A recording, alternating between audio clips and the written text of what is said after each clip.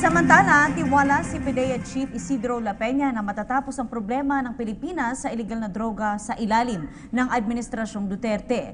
Ito ay sa kabila ng pagsuspende ng Oplan Tokhang ng PNP at pangangailangan ng rehabilitasyon o mga rehabilitation centers ng bansa, kasunod na rin ang pagsuko ng mga drug users at pushers. May report na kami kasamang si Joy Gumatay. Joy? Mga sa pag-aaral, ng Dangerous Drugs Board na higit kumulang 2 milyong Pilipino ang aktibong gumagamit ng iligal na droga noong 2015.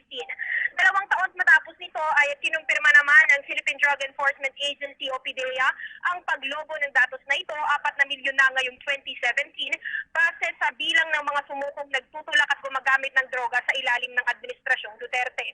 Daglag pa sa pagsubok ng ahensya ang pansamantalang pagsuspinde ng anti-illegal drug operations ng PNP, gayon rin yung kakulangan sa pasilidad at trained personnel na responsable sa rehabilitasyon ng mga gustong magbagong buhay. Sa kabila nito, positibo pa rin si PDEA Chief Isidro Lapena na makakamit natin ang drug-free Philippines sa ilalim ng administrasyon. Sa katunayan, walang tigil ang PDEA sa pagsasagawa ng mga hakbangin kontra droga, katuwang ang DILG at DOH.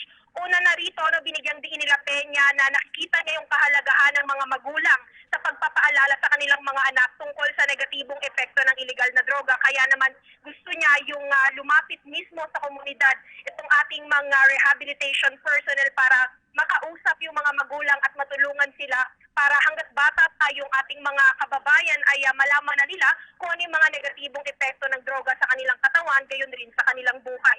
Sisiguruhin din naman ng PDEA na magkakaroon na ng rehabilitation desk sa bawat komunidad, gano'n man kalayo ito, para maging mas accessible yung consultation doon sa mga gusto ng talikuran yung kanilang addiksyon. Nagpahayag naman ng suporta dito ang Seagull Flight Foundation Incorporated o yung nangungunang rehabilitation facility sa buong Asia dito para makamit natin yung pagiging drug-free Philippines. Sa katunayan ay handa silang makibahagi sa pagsasani ng mga volunteers na gustong magbigay ng rehabilitation services para matulungan ang 4 na milyong Pilipinong sumuko at umaasang matutulungan ng ating pamahalaan para makapagbagong buhay. At yan ang ating pinakahuling ulat para sa PTV News. Joy Gumatay. Maraming salamat, Joy Gumatay.